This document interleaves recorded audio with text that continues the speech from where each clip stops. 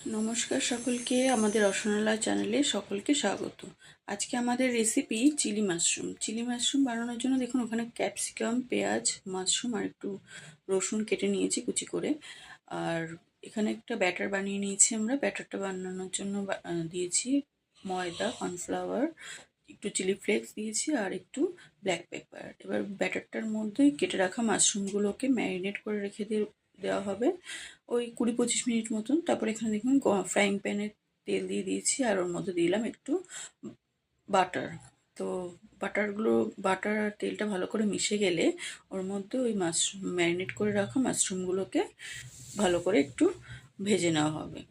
আর এখানে দেখুন একটা সস বানিয়ে নেব। সসগুলো বানানোর জন্য এখানে সমস্ত রকমের সস যেগুলো আছে, red chilli sauce, green chilli sauce, তারপরে সয়া সস, টমেটো সস, আরও ভিনিগার, এইসব সমস্ত রকমের সস দিয়ে যেখানে এই সসটা বানিয়ে নিয়েছি। আর এইখানে দেখুন এই যে মাশরুমগুলোকে ভালো করে ভেজে নেওয়া হচ্ছে। আজকে আমাদের যে রেসিপিটা, এই রেসিপিটা পুরোপুরি আমি করিনি, আমি ছিলাম হেল্পিং হ্যান্ড। আর এই রান্নাটা পুরোটাই করেছে আমার বর। তো এই যে দেখুন এই গরম মাশরুমগুলোকে ভেজে নেওয়ার পরে এই গরম তেলে আরেকটু বাটার দিয়ে তার মধ্যে একটু আদা কুচি, একটু রসুন কুচি আর পেঁয়াজগুলোকে দিয়ে একটু ভালো মতন নাড়িয়ে নেওয়া হচ্ছে। তারপর পেঁয়াজগুলো একটু সতে হয়ে গেলে তারপর ওর মধ্যে এই কেটে রাখা ক্যাপসিকামগুলোকে দিয়ে দিলাম। এবার ক্যাপসিকাম আর পেঁয়াজটা একটু নরম হয়ে গেলে ওর মধ্যে ওই আমরা যে সসটা বানিয়ে রেখেছিলাম ওই সসটা দিয়ে দিলাম। এবার ভালো করে ওগুলোকে একটু কষিয়ে নেব।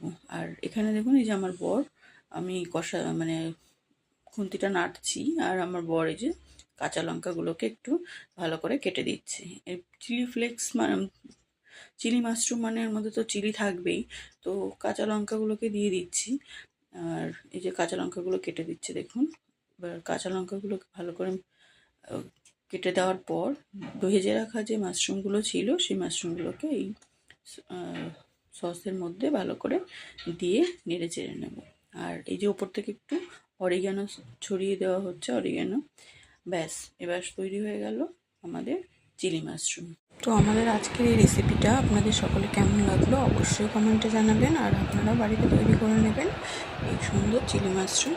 খেতে কিন্তু ভীষণ সুন্দর হয়েছিল। আপনাদেরও কেমন খেতে লাগলো অবশ্যই কমেন্টে জানাবেন। নমস্কার।